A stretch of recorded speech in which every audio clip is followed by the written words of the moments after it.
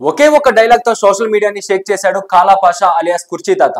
ఓ YouTube channel కి ఇచ్చిన ఇంటర్వ్యూలో కుర్చీని మడత పెట్టి అంటూ ఆయన చెప్పిన డైలాగ్ సోషల్ మీడియాలో ఓ రేంజ్ లో ట్రెండ్ అయింది.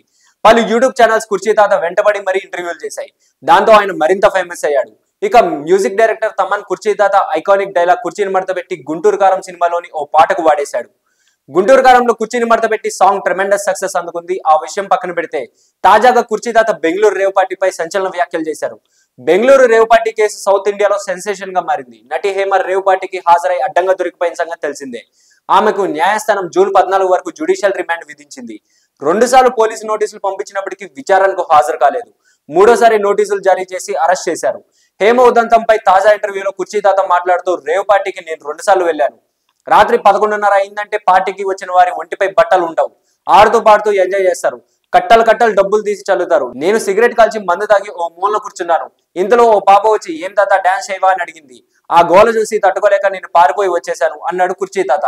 ఇంకా మాట్లాడుతూ ఏ ఆడపిల్ల రోడ్డెక్కదు. తల్లిదండ్రులు కట్టుకున్న భర్త సరిగ్గా పట్టించుకోకపోవడం వల్లే, లేదంటే ఇంకేమైనా కారణం వల్లనో ఆడపిల్ల రోడ్డెక్కుతుంది.